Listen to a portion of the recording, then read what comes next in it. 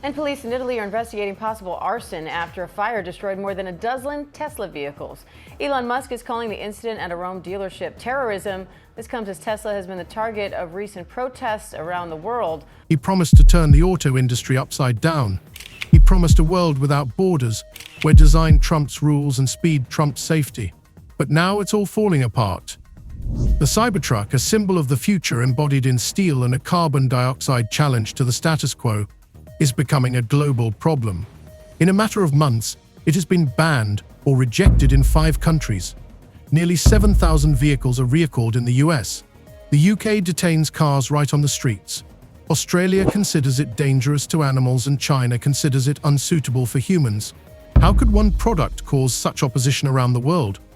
Hey Diane, this investigation really just beginning, and one of the key elements will of course be the surveillance video, and investigators potentially have a lot of it to work with as they try to figure out what caused this fire. We know that surveillance footage has been turned over, including video from each of the cars, which could prove vital to understanding what happened here, because each vehicle has its own camera system that works even when the car is off, and 16 cars burned in this fire. And right now investigators don't know what caused it. But the story isn't just about the car. It's the story of the downfall of a man whose name was not so long ago associated with progress. Elon Musk, billionaire, innovator, Silicon Valley hero, is now losing support even from those who once gave him a standing ovation. His approval rating in the US has plummeted 43 points in 1 year. Democrats have turned away. Independents have turned away. Even Fox News, his trusted media partner, abruptly cut off the live broadcast of his speech without listening to the end. Why? Because Musk came with a chainsaw. Literally. He took the stage with a real chainsaw, saying he was going to cut down the bloated federal apparatus. He blamed government employees, made fun of their paychecks, talked about layoffs, talked about a conspiracy against taxpayers. And then there's the allegation of $330 million given to supposedly infants through fraudulent government programs. There was no proof. But the show went on. But they are not ruling out the possibility that this was arson. At the same time, as you just mentioned, there are groups that have been organizing ongoing and peaceful protests at Tesla dealerships around the world. These demonstrations targeting Elon Musk and his affiliation with the Trump administration. Also, Italy's prime minister is said to be close friends with Musk, and there were reports that Teslas have been vandalized in her hometown in Italy. Diane. Meanwhile, Tesla is losing the market. In Europe, sales have plummeted 45% in just 1 month. Labor unions are blocking shipments. Pension funds are withdrawing millions of dollars in investments. In America, registrations plummet, market share plummets. All this against a backdrop of deep political polarization as Musk has gone from techno-visionary to manifesto of right-wing populism. And while he makes controversial posts accusing humanitarian organizations of having ties to terrorists, the world is watching and wondering, what's going on? And what's going on is much more than just one company's crisis. It is a stress test at the interface of technology and politics. It's a clash between ambition and reality. It's a battle between audacity and the law. As markets crash, Europe responds with sanctions and America plunges into economic instability. Tesla becomes not a symbol of progress, but an example of how far a leader who has lost touch with society can go. Stay tuned. What you're about to hear may change the way you think not only about Elon Musk, but about the future of the entire tech world. KTLA Samantha Cortese joins us live with more on the wave of vandalism in protest of Elon Musk and his role in Washington. Sam? Hi, Sharon, Micah. The ATF and FBI are collaborating with federal, state, and local law enforcement to investigate acts of domestic terrorism surrounding Teslas. It all started with a dream, with a clean sheet of metal with an uncompromising shape as a challenge to the very notion of the automobile. The Cybertruck was supposed to be more than just a car. It was supposed to change the way we look at transportation, at technology, at the very idea of transportation in the future. But instead it has become a symbol of discord, an object of international criticism, and a cause of large-scale pressure on Elon Musk himself. The first alarm bells sounded in Tesla's homeland, the United States. It was here where the cult of futurism and Musk's genius was born, that something happened that he himself could hardly have predicted. Almost 7,000 Cybertrucks, sold were recalled. The reason seemed absurd for a company with such a reputation. The stainless steel body panels were glued on, not screwed on. Literally, accelerating to 60 miles per hour in 2.6 seconds, the flying elements turned into deadly projectiles. One such case in Arizona ended in tragedy. A piece of trim struck a car in the oncoming lane, causing a 3-car accident. The media kept quiet, but photos leaked on the darknet, causing a new wave of panic. Tesla is a peaceful company. We've never done anything harmful. I've never done anything harmful. I've only done productive things. So I think we just have a deranged, there's some kind of mental illness thing going on here, because this doesn't make any sense. This isn't just an engineering error. It's a philosophy taken to the extreme. Simplifying assembly, making production cheaper, doing away with extras, all in the name of efficiency. But when efficiency replaces common sense, the result is not innovation, but crisis. Cybertruck was on the verge of being banned in several states, including California and New York. Insurance companies began dropping coverage for these models en masse. Some agencies, like Midwest Auto Risk, had already rated the Cybertruck as a high injury hazard, comparable in risk to custom motorcycles or sports cars. But the real disaster began outside America. The UK, previously one of the main markets for Tesla, has literally declared war on the Cybertruck. In January 2025, the first one that had just hit the streets of Manchester was immediately arrested by the police. The reason? Lack of a certificate of compliance. It turned out that British laws require the outer edges of vehicles to have a minimum of 3.2 millimeters of rounding to reduce the risk of injury to pedestrians. The Cybertruck, with its aggressive faceted lines, simply didn't have that certification. Moreover, because of its dimensions, more than 2.2 meters wide and weighing almost 3.2 tons, the driver required not the usual Category B, but an extended C1. The average buyer had no idea about this. A British journalist for The Telegraph wrote, "This is not a car. This is an armored car with which someone decided to drive into the city centre as if storming Parliament." We've accomplished more in 43 days than most administrations accomplished in 4 years or 8 years, and we are just getting started. He praised all the domestic actions he has taken so far on immigration. And I deployed the U.S. military and Border Patrol to repel the invasion of our country. And spending cuts. We are draining the swamp. It's very simple. In the narrow and winding streets of Dublin and Cork, this mammoth looked alien, like a shipping container placed on a chassis. Just as a tank is not meant to be driven through a playground, the Cybertruck caused alarm and irritation among the Irish. Human rights organizations even filed a class action lawsuit in the country's Supreme Court, demanding a ban on the importation of such vehicles without individual certification for each county. One activist stated, "Cybertruck is like someone allowing drones with chains to be launched over kindergartens. It's not just dangerous, it's unacceptable." Not adding to the popularity was the fact that reports of sticking gas pedals, a rare but frightening defect that could cause the car to continue accelerating even after the driver took his foot off the pedal, began to surface as early as 2024. In the US, it led to a recall of a batch of 2,000 units. In Europe, however, rumors of the defect grew to the point of hysteria. German auto club ADAC even included Cybertruck in the list of potentially uncontrollable vehicles, which caused a wave of memes in social networks and mass refusal of pre-orders. Teslas are being torched across the country. Dealerships shot up and set on fire. Spray paint to vandalize and make a statement. People in Southern California are getting notes on their Teslas, calling them complicit Nazis for owning electric cars. But the most ironic was the situation in China. Technically, the Cybertruck is not banned. On paper, it is an authorized electric vehicle. But the reality is different. It is simply not sold. Zero logistics. Lack of interest on the part of dealers. Complete silence from the authorities. And all this because the car's sharp body angles and appearance simply violate Chinese pedestrian safety standards. One of the PRC officials, who wished to remain anonymous, said in an interview with a local media outlet, "Cybertruck is a weapon. We will not allow it to become a road user on our streets." Earlier, the same official headed a commission that blocked the importation of some American SUVs with reinforced bumpers. So gradually Cybertruck, initially conceived as a breakthrough, turned out to be isolated from the world. And instead of global recognition, it received global rejection. What started as an engineering challenge became a political nightmare.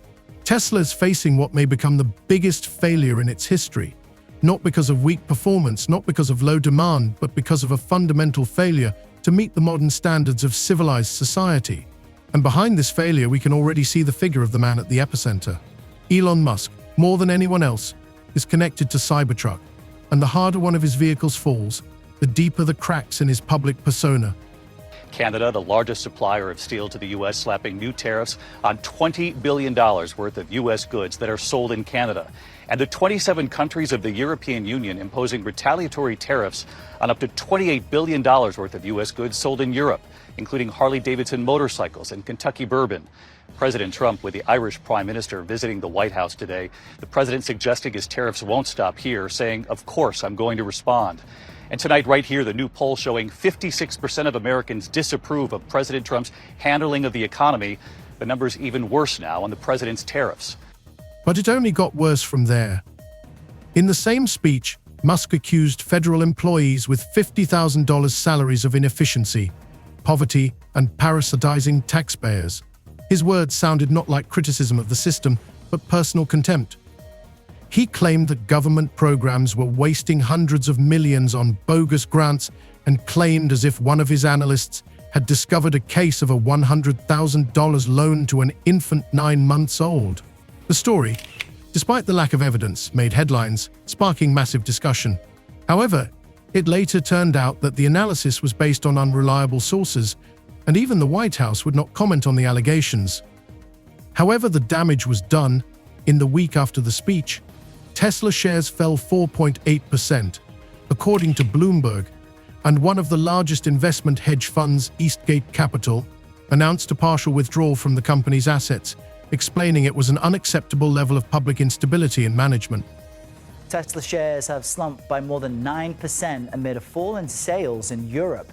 The electric vehicle maker posted lower sales across 5 European countries, including France and the UK.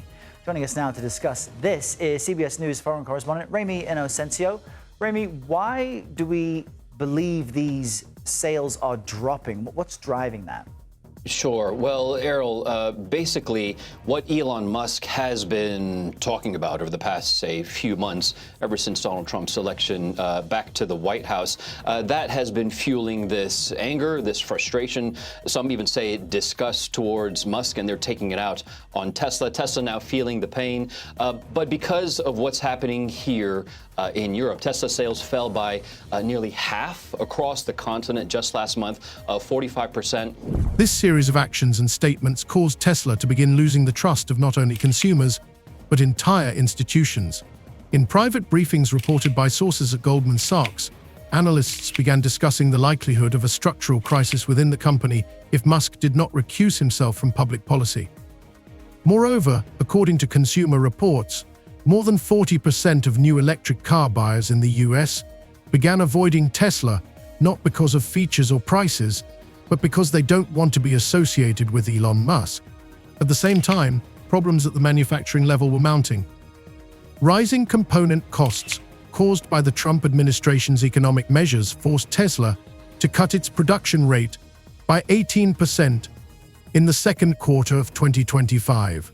Supply issues from China, rising lithium and nickel prices, and pressure from competitors like Hyundai and Rivian put Tesla in a difficult situation. And while the company remained technically profitable, its growth slowed to its lowest point in 5 years. We begin with the president's trade war escalating tonight.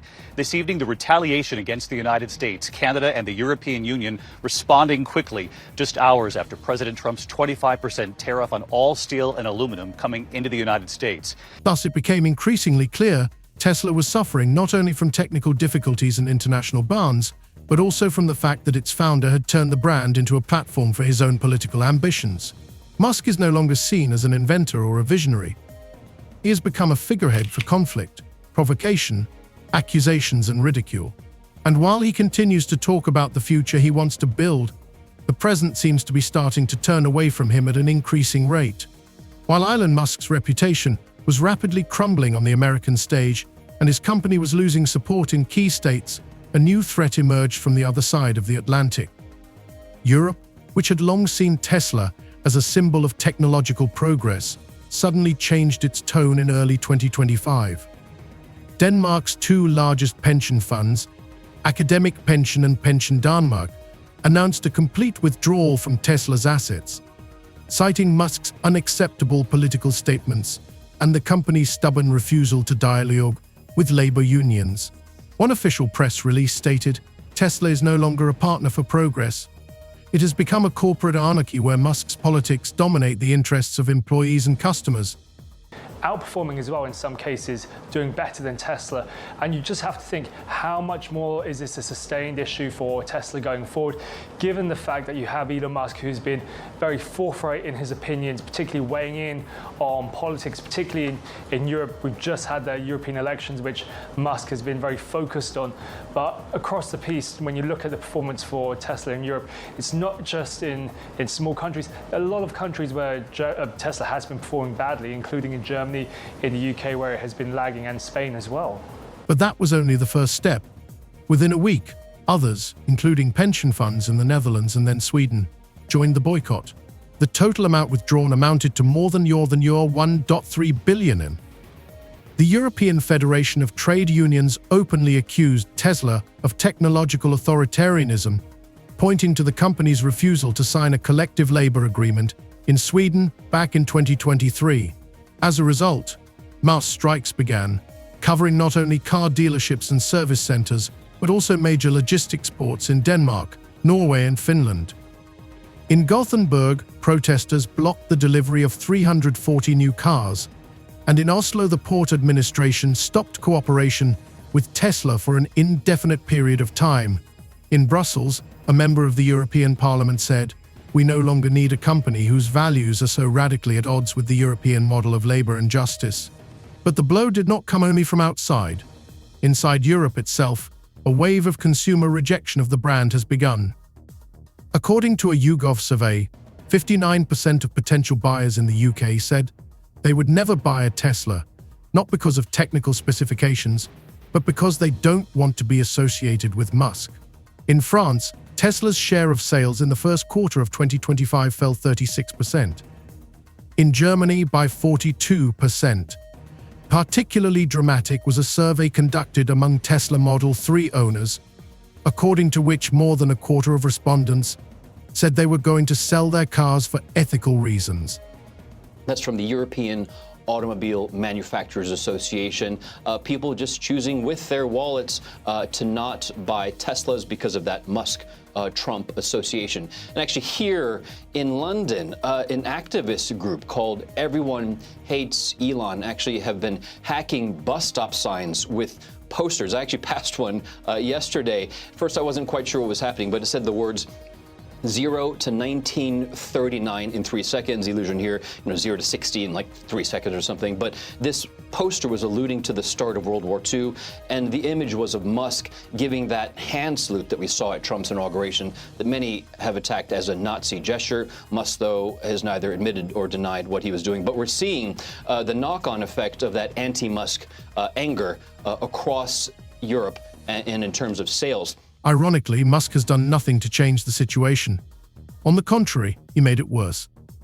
During his visit to Italy in February 2025, he publicly expressed support for Prime Minister Giorgia Meloni, known for her extreme right-wing rhetoric, and criticized EU environmental policy, calling it a brake on progress. He said that European regulations are not designed to protect nature, but to protect old companies from competition.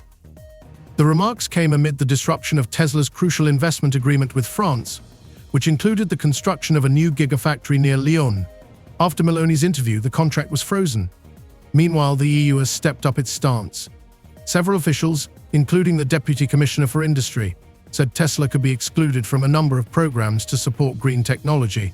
Under public pressure in Germany and France, Tesla car dealerships began having difficulty obtaining licenses for new deliveries. Belgium has initiated an investigation against the company for potential labor law violations in supply chains related to the supply of rare earth metals from Africa. According to leaks from Brussels, if the violations are confirmed, Tesla could be temporarily excluded from the European CE certification system, which would be a catastrophic blow to the company's entire product line on the continent.